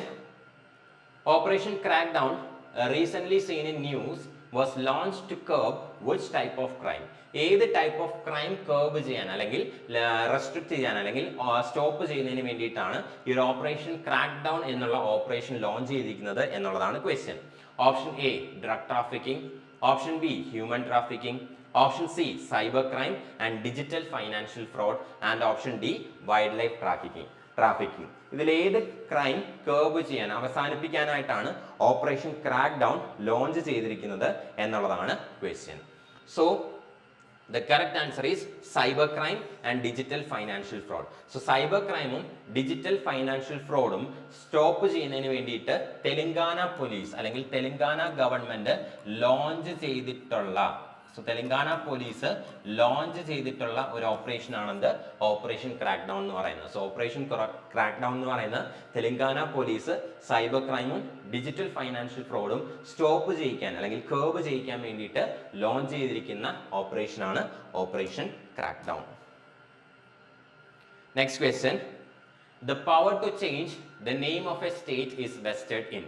ഒരു സ്റ്റേറ്റിന്റെ പേര് ചേഞ്ച് ചെയ്യാനുള്ള പവർ ഇവരിൽ ആർക്കാണുള്ളത് എന്നുള്ളതാണ് question. Option A supreme court, option B state legislature, option C parliament by law and option D governor of state. ഇവരിൽ ആർക്കാണ് ഒരു സ്റ്റേറ്റിന്റെ പേര് ചേഞ്ച് ചെയ്യാനായിട്ടുള്ള പവർ ഉള്ളത് എന്നുള്ളതാണ് ക്വസ്റ്റ്യൻ. സോ കറക്റ്റ് ആൻസർ എന്ന് പറയുന്നത് it's option C parliament by law. So പാർലമെന്റിന് ഒരു നിയമം വഴി എന്ത് ചെയ്യാൻ സാധിക്കും ഒരു സ്റ്റേറ്റിന്റെ പേര് ചേഞ്ച് ചെയ്യാൻ സാധിക്കും. അപ്പൊ റീസെന്റ് ആയിട്ട് അതായത് ഫെബ്രുവരി ലാസ്റ്റ് വീക്കിലായിട്ട് നമ്മൾ ന്യൂസ് കണ്ടായിരുന്നു. കേരള എന്നുള്ള പേര് നമ്മുടെ സ്റ്റേറ്റിന്റെ കേരള എന്നുള്ള ഒഫീഷ്യൽ പേര് കേരളം എന്നാക്കുന്നതിന് വേണ്ടിയിട്ട് സെൻട്രൽ ഗവൺമെന്റ് എന്ത് ചെയ്തു അനുമതി കൊടുത്തു എന്നുള്ള ന്യൂസ് നമ്മൾ കണ്ടായിരുന്നു. അതായത് കേരളത്തിന്റെ നിയമസഭ 2024 ഒരു പ്രമേയം പാസ്സാക്കിയായിരുന്നു. കേരള എന്നുള്ളത് കേരളം എന്നാക്കണം എന്ന് ആവശ്യപ്പെട്ടുകൊണ്ട്.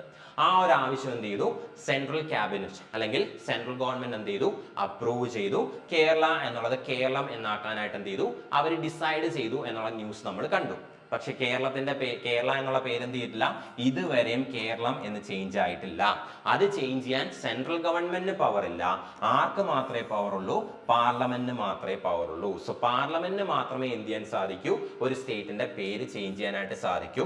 ആൻഡ് പാർലമെന്റിന് ആ പവർ കൊടുക്കുന്ന ആർട്ടിക്കിൾ ആണ് ഇന്ത്യൻ കോൺസ്റ്റിറ്റ്യൂഷന്റെ ആർട്ടിക്കിൾ 3 എന്ന് പറയുന്നത്. സോ ഇന്ത്യൻ കോൺസ്റ്റിറ്റ്യൂഷന്റെ ആർട്ടിക്കിൾ 3 ആണ് എന്ത് ചെയ്യുന്നത് പാർലമെന്റിന് ഒരു സ്റ്റേറ്റിന്റെ പേര് ചേഞ്ച് ചെയ്യാനായിട്ടുള്ള പവർ എന്ത് ചെയ്യുന്നത് കൊടുക്കുന്നത്. സോ ആർട്ടിക്കിൾ 3 കൊടുത്തിരിക്കുന്ന പവർ പ്രകാരം പാർലമെന്റിന് ഒരു നിയമം കൊണ്ടുവന്ന് എന്ത് ചെയ്യാൻ സാധിക്കും കേരള എന്നുള്ള പേര് കേരളം എന്ന് ചേഞ്ച് ചെയ്യാൻ സാധിക്കും. സോ ഇനി നമ്മുടെ പേര് കേരള എന്നുള്ള നെയിം കേരളം എന്ന് ചേഞ്ച് ആകണമെന്നുണ്ടെങ്കിൽ പാർലമെന്റ് അടുത്ത സെഷനിൽ എന്ത് ചെയ്യണം, ഒരു ബില്ല് അവതരിപ്പിക്കണം. കേരള എന്നുള്ള പേര് കേരളം എന്ന് ചേഞ്ച് ചെയ്യുന്നു എന്നുള്ള രീതിയിൽ ഒരു ബില്ല് അവതരിപ്പിക്കണം. ആ ബില്ല് പാർലമെന്റിൽ എന്ത് ചെയ്യണം, പാർലമെന്റ് 2 ഹൗസസിലും ലോക്സഭയിലും അതുപോലെ തന്നെ രാജ്യസഭയിലും എന്ത് ചെയ്യണം, സിമ്പിൾ മെജോറിറ്റിയിൽ പാസ്സാകേണ്ട ആവശ്യമുണ്ട്. എന്നാൽ മാത്രമേ എന്ത് ചെയ്യുള്ളൂ, കേരള എന്നുള്ള പേര് ഒഫീഷ്യലി കേരളം എന്നായി മാറുള്ളൂ. സോ കറന്റ്ലി നമ്മൾ ഇപ്പോഴും കേരള തന്നെയാണ്, കേരളം ആയിട്ടില്ല. Next question, the human papilloma virus HPV vaccine. So the human papilloma virus vaccine is primarily administered to protect against infections that can lead to. So HPV vaccine recent ആയിട്ട് central government എന്ത് ചെയ്തിട്ടുണ്ട്, HPV vaccine drive, അതായത് HPV vaccine കുട്ടികൾക്ക് കൊടുക്കാനായിട്ട് especially girls ചൈൽഡിന് കൊടുക്കാനായിട്ട് എന്ത് ചെയ്തിട്ടുണ്ട്, ഒരു ഡ്രൈവ് സ്റ്റാർട്ട് ചെയ്തിട്ടുണ്ട്, വാക്സിനേഷൻ ഡ്രൈവ് സ്റ്റാർട്ട് ചെയ്തിട്ടുണ്ട്. അപ്പോൾ ഈ human papilloma virus vaccine mainly എന്തിനെതിരെയുള്ള ഇൻഫെക്ഷന്റെ പ്രൊട്ടക്ഷന് വേണ്ടിയിട്ടാണ് കൊടുക്കുന്നത് എന്നുള്ളതാണ് question. Option A HIV or AIDS, option B cervical cancer, option C tuberculosis and option D hepatitis. ഇതിൽ ഏതിനെതിരെയുള്ള പ്രിവെൻഷന് വേണ്ടിയിട്ടാണ് അല്ലെങ്കിൽ പ്രൊട്ടക്ഷന് വേണ്ടിയിട്ടാണ് HPV വാക്സിൻ കൊടുക്കുന്നത് എന്നുള്ളതാണ് ക്വസ്റ്റ്യൻ.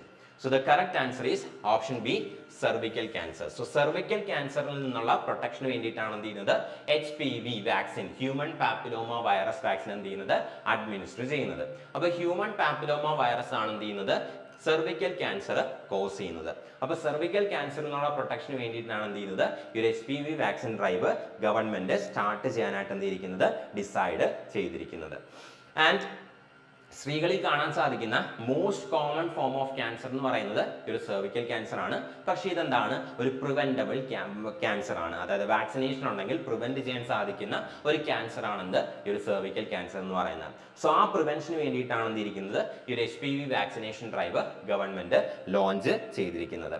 സോ ഈ എന്താണ് ഈ HPV വാക്സിനേഷൻ ഡ്രൈവ് എന്ന് ചോദിച്ചു കഴിഞ്ഞാൽ, 14 വയസ്സുള്ള ഗേൾ ചൈൽഡിന്, സോ 14 ഏജ് ഉള്ള ഗേൾ ചിൽഡ്രന് വേണ്ടിയിട്ട്, അല്ലെങ്കിൽ 14 വയസ്സ് കംപ്ലീറ്റ് ആയിട്ടുള്ള 14 വയസ്സ് കഴിഞ്ഞിട്ടുള്ള എന്താണ് പെൺകുട്ടികൾക്കാണ് എന്ത് ചെയ്യുന്നത്, ഈ ഒരു HPV വാക്സിനേഷൻ ഡ്രൈവ് വഴി HPV വാക്സിൻ എന്ത് ചെയ്യുന്നത്, അഡ്മിനിസ്റ്റർ ചെയ്യുന്നത്.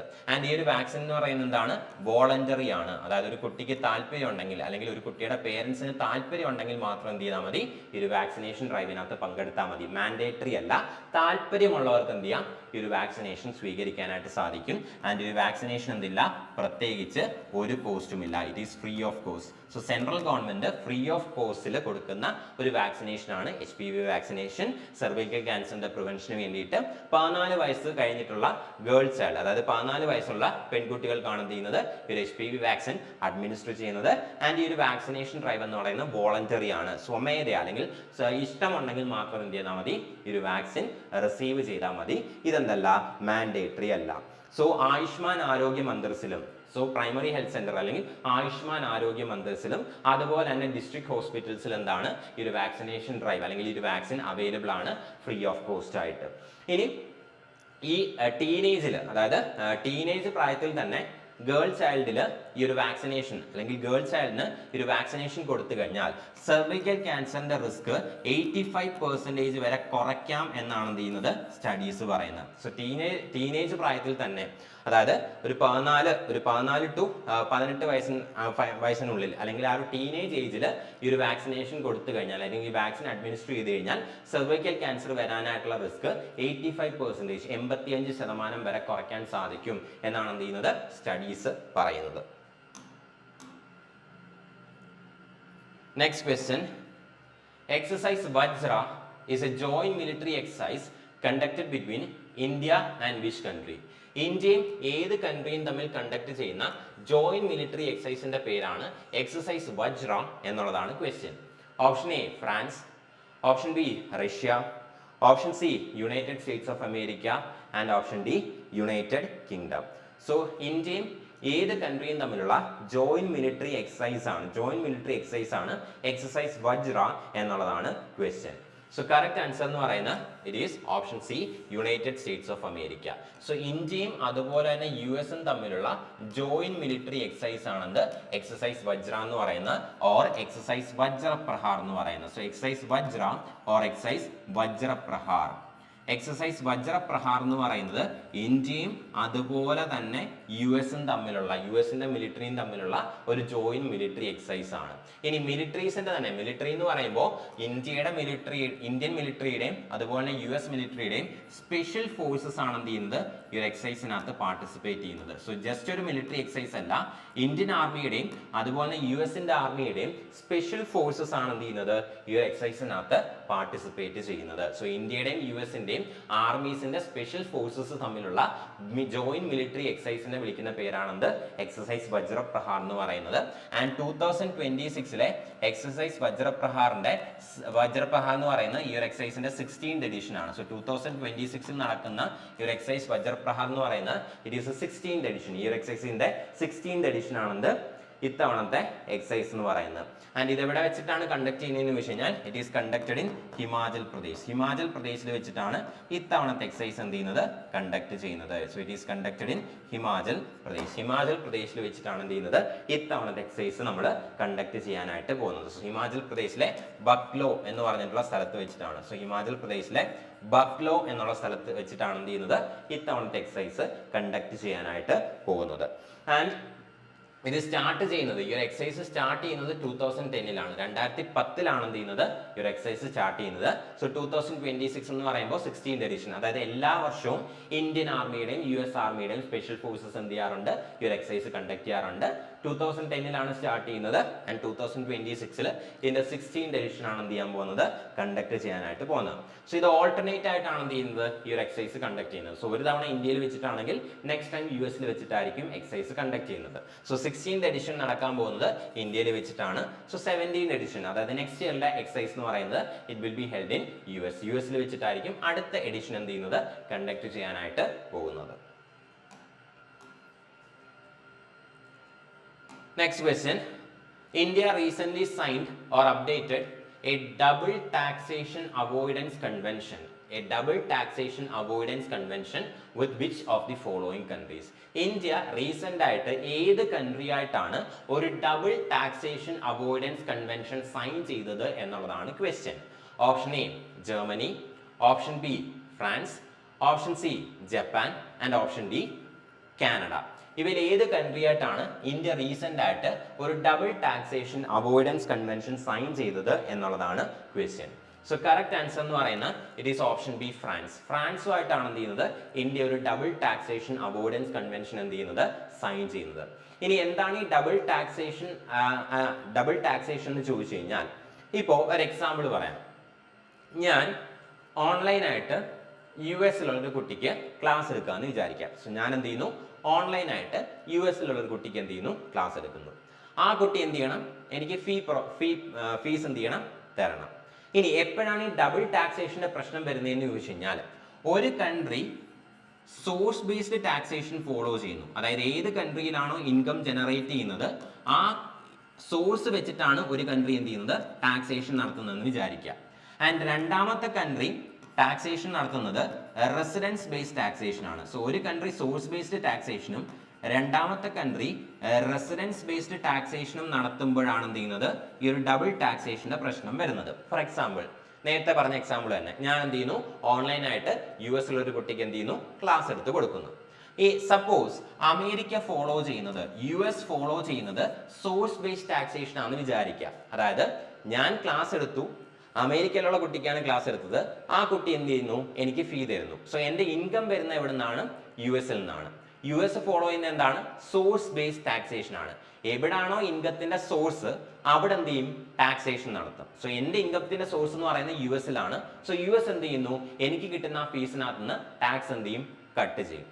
ഇനി ഇന്ത്യ ഫോളോ ചെയ്യുന്നത് റെസിഡൻസ് ബേസ്ഡ് ടാക്സേഷൻ ആണെന്ന് വിചാരിച്ചോ. അതായത് ഞാൻ ഇന്ത്യയിലെ റെസിഡന്റ് ആണ്. സോ എന്നെയാണ് എന്ത് ചെയ്യുന്നത്, ഇന്ത്യൻ ഗവൺമെന്റ് ടാക്സ് ചെയ്യുന്നത്. സോ എനിക്ക് US-ൽ നിന്നാണ് പൈസ വരുന്നതെങ്കിൽ പോലും ഞാൻ താമസിക്കുന്ന ഇന്ത്യയിലാണ്. സോ ഇന്ത്യൻ ഗവൺമെന്റ് എന്ത് ചെയ്യുന്നു, എന്നെ ടാക്സ് ചെയ്യുന്നു. അതായത് ഒരു കൺട്രി US എന്ത് ചെയ്തു, സോഴ്സ് ബേസ്ഡ് ടാക്സേഷൻ നടത്തി, എന്റെ ഇൻകം വരുന്നത് US-ൽ നിന്നാണ്, അതായത് ഇൻകത്തിന്റെ സോഴ്സ് US ആണ്. സോ US എന്ത് ചെയ്തു, എന്റെ മുകളിൽ ടാക്സ് ഇമ്പോസ് ചെയ്തു. ഇനി ഇന്ത്യ ഫോളോ ചെയ്യുന്നത് റെസിഡൻസ് ബേസ്ഡ് ടാക്സേഷൻ ആണ്, അല്ലെങ്കിൽ റെസിഡന്റ് ബേസ്ഡ് ടാക്സേഷൻ ആണ്. സോ ഇന്ത്യ ഫോളോ ചെയ്യുന്നത് റെസിഡന്റ് ബേസ്ഡ് ടാക്സേഷൻ ആണെന്ന് വിചാരിച്ചോ. അതായത് ഞാൻ താമസിക്കുന്ന ഇന്ത്യയിലാണ്. സോ എന്റെ മുകളിൽ എന്ത് ചെയ്തു, ഇന്ത്യ ടാക്സ് ഇമ്പോസ് ചെയ്തു. അതായത് എനിക്ക് കിട്ടുന്ന ആ ഇൻകത്തിന് ഞാനിപ്പോൾ യു എസിലും ടാക്സ് അടയ്ക്കണം, ഇന്ത്യയിലും ടാക്സ് അടയ്ക്കണം. ഇതിനെയാണ് നമ്മൾ എന്ത് വിളിക്കുന്നത്? ഡബിൾ ടാക്സേഷൻ എന്ന് വിളിക്കുന്നത്. സോ ഇതിനെ വിളിക്കുന്ന പേരാണ് ഡബിൾ ടാക്സേഷൻ. ഈ ഡബിൾ ടാക്സേഷൻ ഒഴിവാക്കുന്നതിന് വേണ്ടിയിട്ട് എന്ത് ചെയ്യാൻ സാധിക്കും? രണ്ട് കൺട്രീസിന്റെ ഇടയിൽ ട്രീറ്റീസ് സൈൻ ചെയ്യാൻ പറ്റും. ഇപ്പോൾ ഇന്ത്യയും യു എസും തമ്മിൽ ട്രീറ്റി സൈൻ ചെയ്യുന്നു വിചാരിച്ചോ, ഡബിൾ ടാക്സേഷൻ അവോയ്ഡ് ചെയ്യാനായിട്ട് ട്രീറ്റി സൈൻ ചെയ്യുന്നു വിചാരിച്ചോ. സപ്പോസ് എനിക്ക് എൻ്റെ ഇൻകത്തിനകത്ത് യു എസ് എന്നെ ടാക്സ് ചെയ്യുന്നുണ്ടെങ്കിൽ എനിക്ക് ഇന്ത്യ എന്ത് ചെയ്യില്ല, എന്നെ ടാക്സ് ചെയ്യില്ല. അല്ലെങ്കിൽ ഇന്ത്യ എന്നെ ടാക്സ് ചെയ്താലും പിന്നീട് എനിക്ക് എന്ത് ചെയ്യും? ആ ടാക്സ് റീഫണ്ട് ആയിട്ട് കിട്ടും. അങ്ങനെ എന്ത് ചെയ്യാം? എഗ്രിമെന്റ്സ് ഒക്കെ മേക്ക് ചെയ്യാനായിട്ട് സാധിക്കും. ഇപ്പോൾ റീസെന്റ് ആയിട്ട് ഇന്ത്യ എന്ത് ചെയ്തിട്ടുണ്ട്? ഫ്രാൻസുമായിട്ട് ഒരു ഡബിൾ ടാക്സേഷൻ അവോയ്ഡൻസ് കൺവെൻഷൻ എന്ത് ചെയ്തിട്ടുണ്ട്? സൈൻ ചെയ്തിട്ടുണ്ട്. അതായത് എനിക്കിപ്പോൾ ഇൻകം വരുന്നത് ഫ്രാൻസിൽ നിന്നാണെങ്കിൽ ഫ്രാൻസ് എന്നെ ടാക്സ് ചെയ്ത് കഴിഞ്ഞാൽ പിന്നെ ഇന്ത്യൻ ഗവൺമെന്റ് എന്ത് ചെയ്യില്ല?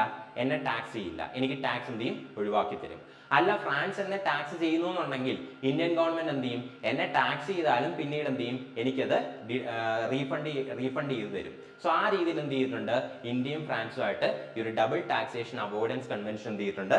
റീസെന്റ് ആയിട്ട് സൈൻ ചെയ്തിട്ടുണ്ട്. Next question. The Bhavya scheme recently approved by the Union Cabinet is primarily associated with. So Union Cabinet recent ആയിട്ട് അപ്രൂവ് ചെയ്തിട്ടുള്ള സ്കീമാണ് ഭവ്യ സ്കീം എന്ന് പറയുന്നത്. ഈ ഒരു ഭവ്യ സ്കീം എന്തുമായിട്ട് അസോസിയേറ്റ് ചെയ്തിരിക്കുന്നു എന്നുള്ളതാണ് question. Option A agricultural modernisation, option B industrial infrastructure development, option C digital governance reforms and option D rural employment generation. ഇതിൽ ഏതുമായിട്ടാണ് ഭവ്യ സ്കീം അസോസിയേറ്റ് ചെയ്തിരിക്കുന്നത് എന്നുള്ളതാണ് question. So correct answer is option B industrial infrastructure development. So industrial infrastructure ഡെവലപ്മെന്റുമായിട്ട് associate ചെയ്തിരിക്കുന്ന സ്കീമാണെന്ത്? Bhavya scheme എന്ന് പറയുന്നത്. So Bhavya scheme എന്ന് പറയുന്നത് ഭാരത് ഔദ്യോഗിക് വികാസ് യോജന. അതാണ് ഭവ്യ സ്കീമിന്റെ എക്സ്പാൻഷൻ എന്ന് പറയുന്നത്. ഭാരത് ഔദ്യോഗിക്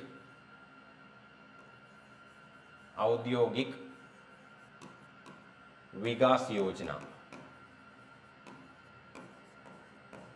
ഇതാണ് ഭവ്യ സ്കീമിന്റെ എക്സ്പാൻഷൻ എന്ന് പറയുന്നത്. Bharat Audyogik Vikas Yojana. So Bharat Audyogik Vikas Yojana. So Bhavya scheme എന്ന് പറയുന്നത് it is related to industrial infrastructure development. So industries ഡെവലപ്മെന്റുമായിട്ട് ബന്ധപ്പെട്ടിട്ടുള്ള സ്കീമാണിത് ഈ ഒരു ഭവ്യ സ്കീം എന്ന് പറയുന്നത്. സോ ഭവ്യ സ്കീമിന്റെ മെയിൻ എയിം എന്താണെന്ന് ചോദിച്ചു കഴിഞ്ഞാൽ ടോപ്പ് ക്ലാസ് അല്ലെങ്കിൽ വേൾഡ് ക്ലാസ് ഇൻഡസ്ട്രിയൽ ഇൻഫ്രാസ്ട്രക്ചർ എന്ത് ചെയ്യുക? ഇന്ത്യയിൽ ഡെവലപ്പ് ചെയ്യുക. സോ വേൾഡ് ക്ലാസ് ആയിട്ടുള്ള അല്ലെങ്കിൽ ഏറ്റവും ബെസ്റ്റ് ആയിട്ടുള്ള ഇൻഡസ്ട്രിയൽ ഇൻഫ്രാസ്ട്രക്ചർ എന്ത് ചെയ്യുക? ഇന്ത്യയിൽ ഡെവലപ്പ് ചെയ്യുക എന്നുള്ളതാണ് ഈ ഒരു ഭവ്യ സ്കീമിന്റെ മെയിൻ ആയിട്ടുള്ള ഒബ്ജക്റ്റീവ് എന്ന് പറയുന്നത്. ആൻഡ് ഒരു ഭവ്യ സ്കീമിന്റെ മറ്റൊരു ഒബ്ജക്റ്റീവ് എന്ന് പറയുന്നത് ഇന്ത്യയിൽ എന്ത് ചെയ്യുക? 100 plug and play industrial parks എന്ത് ചെയ്യുക? ഡെവലപ്പ് ചെയ്യുക എന്നുള്ളതാണ് ഭവ്യ സ്കീമിന്റെ മറ്റൊരു objective. So 100 plug and play industrial parks. ഇന്ത്യയിൽ 100 plug and play industrial parks എന്ത് ചെയ്യുക? ഡെവലപ്പ് ചെയ്യുക എന്നുള്ളതാണ് ഈ ഒരു ഭവ്യ സ്കീമിന്റെ മെയിൻ ആയിട്ടുള്ള മറ്റൊരു ഒബ്ജക്റ്റീവ് എന്ന് പറയുന്നത്. സോ പ്ലഗ് ആൻഡ് പ്ലേ എന്ന് പറയുമ്പോൾ നിങ്ങൾക്ക് എല്ലാവർക്കും അറിയായിരിക്കും. ഇപ്പൊ നമ്മൾ പ്ലഗ് കുത്തുമ്പോൾ വർക്ക് ചെയ്യുന്ന എന്തെങ്കിലും ഒരു മെഷീൻ. സോ അതാണ് പ്ലഗ് ആൻഡ് പ്ലേ എന്ന് പറയുന്നത്. ഫോർ എക്സാമ്പിൾ നിങ്ങളുടെ മ്യൂസിക് സിസ്റ്റം എടുക്കുക. നിങ്ങളുടെ മ്യൂസിക് സിസ്റ്റം പ്ലഗ് ഇൻ ചെയ്ത് സ്വിച്ച് ഓൺ ആക്കി കഴിഞ്ഞാൽ എന്ത് ചെയ്യും? അത് മ്യൂസിക് സ്റ്റാർട്ട് ചെയ്യും. അതേപോലെ തന്നെ പ്ലഗ് ആൻഡ് പ്ലേ ആയിട്ടുള്ള ഇൻഡസ്ട്രിയൽ പാർക്സ് എന്ത് ചെയ്യുക? 100 എണ്ണം ഇന്ത്യയിലുടനീളം എന്ത് ചെയ്യുക? ഡെവലപ്പ് ചെയ്യുക. വിച്ച് മീൻസ് ഒരു ഇൻഡസ്ട്രിയൽ പാർക്ക് അല്ലെങ്കിൽ ഒരു ഇൻഡസ്ട്രി സെറ്റപ്പ് ചെയ്യാൻ എന്തൊക്കെ ആവശ്യങ്ങളുണ്ടോ, എന്തൊക്കെ ഫെസിലിറ്റീസ് ആവശ്യമുണ്ടോ, അതിപ്പോൾ റോഡ്സ് ആവാം, വാട്ടർ കണക്ഷൻ ആവാം, ലൈറ്റ് ഫെസിലിറ്റീസ് ആവാം, മറ്റെന്ത് അമ്യൂണിറ്റീസും ആവാം. സോ ഒരു ഇൻഡസ്ട്രിയൽ പാർക്ക് റെഡിമെയ്ഡ് ആയിട്ട് സെറ്റപ്പ് ചെയ്യാനായിട്ട് എന്തൊക്കെ സാധനങ്ങൾ ആവശ്യമുണ്ടോ അല്ലെങ്കിൽ എന്തൊക്കെ ഫെസിലിറ്റീസ് ആവശ്യമുണ്ടോ അതെല്ലാം ഡെവലപ്പ് ചെയ്തുകൊണ്ട് എന്ത് ചെയ്യുക? 100 ഇൻഡസ്ട്രിയൽ പാർക്സ് ഡെവലപ്പ് ചെയ്യുക. അതായത് ഒരു ഇൻഡസ്ട്രി സ്റ്റാർട്ട് ചെയ്യണമെന്നുണ്ടെങ്കിൽ എന്ത് ചെയ്താൽ മതി? അവർക്ക് ഒരാൾക്ക് ഒരു ഇൻഡസ്ട്രി സ്റ്റാർട്ട് ചെയ്യണമെന്നുണ്ടെങ്കിൽ അയാൾക്ക് എന്ത് ചെയ്യാം? വളരെ പെട്ടെന്ന് ഇന്ത്യയിലേക്ക് വന്നിട്ട് എന്ത് ചെയ്യാൻ പറ്റും? അവരുടെ പ്രൊഡക്ഷൻ അല്ലെങ്കിൽ അവരുടെ ഫംഗ്ഷനിങ് സ്റ്റാർട്ട് ചെയ്യാനായിട്ട് പറ്റും. ആ രീതിയിൽ എന്ത് ചെയ്യുക? റെഡിമെയ്ഡ് ആയിട്ട് വെക്കുക ഇൻഡസ്ട്രിയൽ പാർക്സ്. 100 റെഡിമെയ്ഡ് ആയിട്ടുള്ള അല്ലെങ്കിൽ പ്ലഗ് ആൻഡ് പ്ലേ ആയിട്ടുള്ള ഇൻഡസ്ട്രിയൽ പാർക്സ് ഡെവലപ്പ് ചെയ്യുക എന്നുള്ളതാണ് ഒരു ഭവ്യ സ്കീമിന്റെ മെയിൻ ആയിട്ടുള്ള ഒബ്ജക്റ്റീവ് എന്ന് പറയുന്നത്. Next question. Srikanta glacier recently in news for research related to glacial lake outburst flood is located in. So Srikanta glacier എന്ന് പറയുന്നത് റീസെന്റ് ആയിട്ട് ശ്രീകാന്ത ഗ്ലേസിയർ എന്ന് പറയുന്നത് റീസെന്റ് ആയിട്ട് ന്യൂസിനകത്ത് വന്നിട്ടുള്ള ഒരു ഗ്ലേഷ്യറിന്റെ പേരാണ്. ആൻഡ് ഇത് വന്നിരിക്കുന്ന ഗ്ലേഷ്യൽ ലേക്ക് ഔട്ട്ബോസ് ഫ്ലഡുമായിട്ട് ബന്ധപ്പെട്ടിട്ടാണ്. അപ്പോൾ ഈ ശ്രീകാന്ത ഗ്ലേഷ്യർ ഏത് സ്റ്റേറ്റിലാണ് അല്ലെങ്കിൽ എവിടെയാണ് ലൊക്കേറ്റ് ചെയ്തിരിക്കുന്നത് എന്നുള്ളതാണ് question. Option A Himachal Pradesh, option B Ladakh, option C Uttarakhand and option D Arunachal Pradesh. ഇതിൽ എവിടെയാണ് ശ്രീകാന്ത ഗ്ലേഷ്യർ ലൊക്കേറ്റ് ചെയ്തിരിക്കുന്നത് എന്നുള്ളതാണ് question. So correct answer is option C Uttarakhand. So ഉത്തരാഖണ്ഡിലാണ് ശ്രീകാന്ത ഗ്ലേഷ്യർ എന്തിരിക്കുന്നത് ലൊക്കേറ്റ് ചെയ്തിരിക്കുന്നത്. സോ കുറച്ച് നാളുകൾക്ക് മുന്നേ ധരളി ഫ്ലാഷ് ഫ്ലഡ് എന്ന് പറഞ്ഞൊരു ഫ്ലാഷ് ഫ്ലഡിന്റെ പേര് നിങ്ങൾ കേട്ടിട്ടുണ്ടായിരിക്കും. Dharali flash flood. So Dharali flash flood എന്ന് പറഞ്ഞിട്ടുള്ള ഒരു ഫ്ലാഷ് ഫ്ലഡിന്റെ പേര് കുറച്ച് നാളുകൾക്ക് മുന്നേ നിങ്ങൾ ന്യൂസിൽ കേട്ടിട്ടുണ്ടായിരിക്കും. സോ ഈ ധരളി ഫ്ലാഷ് ഫ്ലഡ് ഒക്കെ ഉണ്ടായതിന്റെ റീസൺ എന്ന് പറയുന്നത് ഈ ഒരു ശ്രീകാന്ത ഗ്ലേഷ്യറിന്റെ മെൽറ്റിംഗ് ആണ്. അതായത് ഹൈ ടെമ്പറേച്ചർ മൂലം അല്ലെങ്കിൽ ഗ്ലോബൽ വാർമിംഗ് മൂലമുള്ള ഗ്ലേഷ്യേഴ്സിന്റെ മെൽറ്റിംഗ് മൂലം ഉണ്ടായിട്ടുള്ള ഒരു ഫ്ലാഷ് ഫ്ലഡ് ആണെന്ന് ഒരു ധരളി ഫ്ലാഷ് ഫ്ലഡ് എന്ന് പറയുന്നത്. And this Srikanta glacier is located in Uttarakhand. So ഉത്തരാഖണ്ഡിലാണ് ഈ ഒരു ശ്രീകാന്ത ഗ്ലേഷ്യർ എന്തിരിക്കുന്നത് ലൊക്കേറ്റ് ചെയ്തിരിക്കുന്നത്. Next question. What is India's share in global coconut production as of March 2026? March 2026 പ്രകാരം ഗ്ലോബലി ഉള്ള കോക്കനട്ട് പ്രൊഡക്ഷനിൽ ഇന്ത്യയുടെ ഷെയർ എത്രയാണ് എന്നുള്ളതാണ് question. Option A 20.15%, option B 25.50%, option C 30.37% and option D 35.10%. So ഇന്ത്യയുടെ ഷെയർ എത്രയാണ് in global coconut production എന്നുള്ളതാണ് question. So correct answer is 30.37%. So 30.37% ആണ് globally ഉള്ള കോക്കനട്ട് പ്രൊഡക്ഷനിൽ ഇന്ത്യയുടെ ഷെയർ എന്ന് പറയുന്നത്. ആൻഡ് ഇന്ത്യ ആണെന്ത് ഗ്ലോബലി ഉള്ള largest producer of coconut. So India is the largest producer of coconuts globally. So globally അല്ലെങ്കിൽ വേൾഡിലെ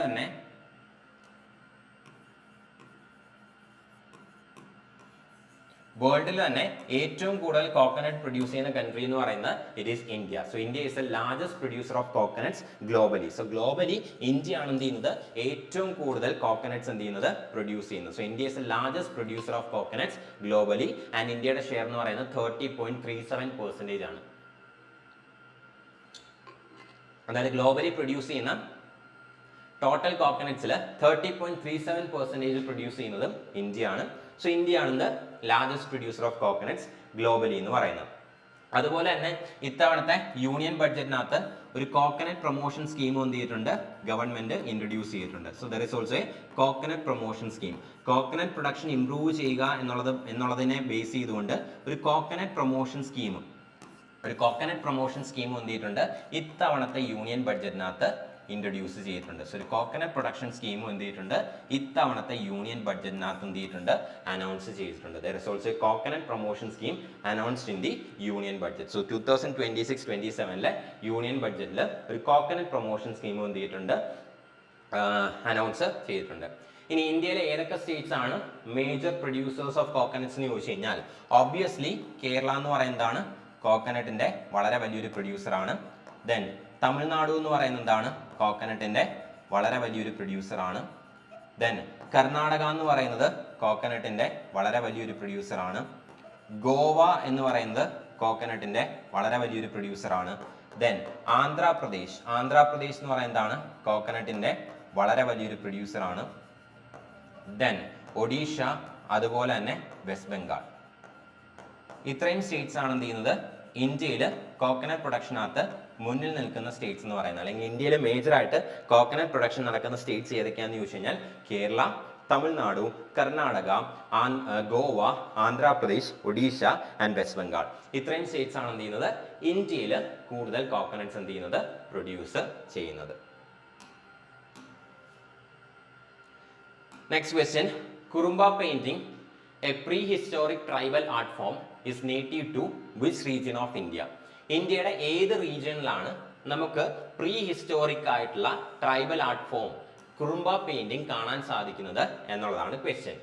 option A Nilgiri hills of Tamil Nadu, option B Bastar region of Chhattisgarh, option C Araku valley of Andhra Pradesh and option D Dima Hasao of Assam.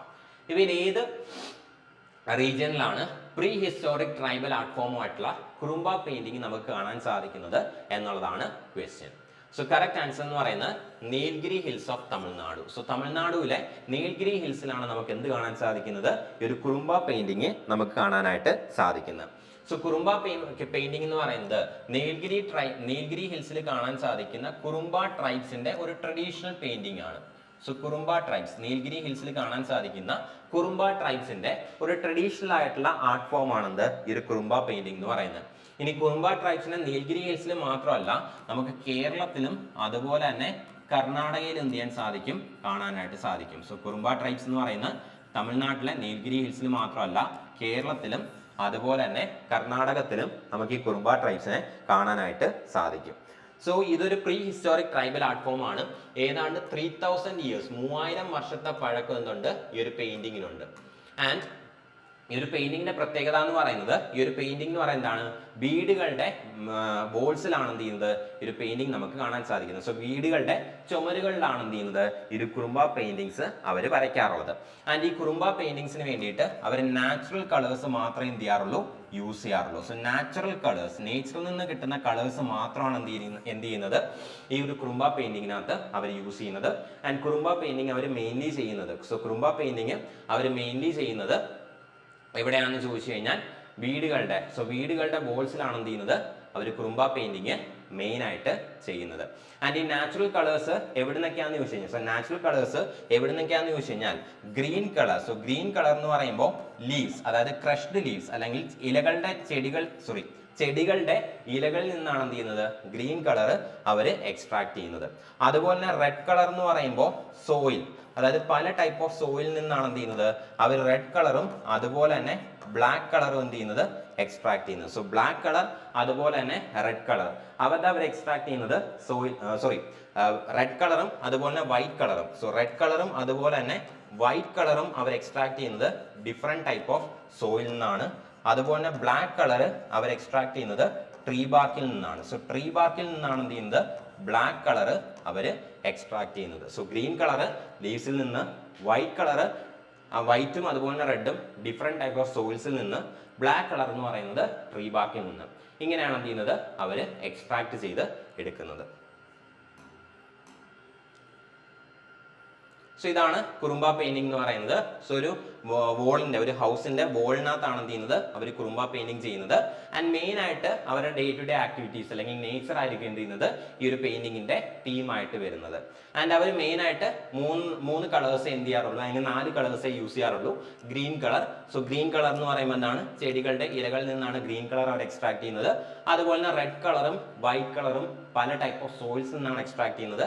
Black colour എന്ന് പറയുമ്പോൾ ട്രീകളുടെ ബാർക്കിൽ നിന്നാണ് എന്ത് ചെയ്യുന്നത് അവർ black colour extract ചെയ്യുന്നത്. സോ അവരുടെ ഡേ ടു ഡേ ആക്ടിവിറ്റീസും നേച്ചർ റിലേറ്റഡ് ആയിട്ടുള്ള തീംസ് ആയിരിക്കും കുറുമ്പ പെയിന്റിങ്ങിനകത്ത് എന്ത് ചെയ്യാൻ സാധിക്കുന്നത് നമുക്ക് കാണാനായിട്ട് സാധിക്കുന്നത്. Next question, which ministry launch the Gyan Bharatam national manuscript survey to map India's manuscript heritage? Option A ministry of education, option B ministry of culture, option C ministry of tourism and option D ministry of science and technology. ഇതിൽ ഏത് മിനിസ്ട്രിയാണ് Gyan Bharatam national manuscript survey launch ചെയ്തിരിക്കുന്നത് എന്നുള്ളതാണ് question. Answer, so the correct answer is option B ministry of culture. So ministry of culture ആണ് എന്തിരിക്കുന്നത് ഈ ഒരു Gyan Bharatam national manuscript survey എന്തിരിക്കുന്നത് ലോഞ്ച് ചെയ്തിരിക്കുന്നത്. So it was launch by ministry of culture. So ഇന്ത്യയുടെ traditional ആയിട്ടുള്ള മാനുസ്ക്രിപ്റ്റ്സ് എന്ത് ചെയ്യുക, പ്രിസർവ് ചെയ്യുക, അതിനെ ഡിജിറ്റലൈസ് ചെയ്യുക.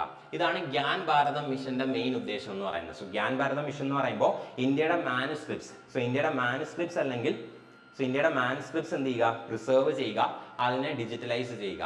ഇതാണ് ഗ്യാൻ ഭാരതം മിഷന്റെ എന്താണ് ബേസിക് ആയിട്ടുള്ള ഒബ്ജക്റ്റീവ് എന്ന് പറയുന്നത്.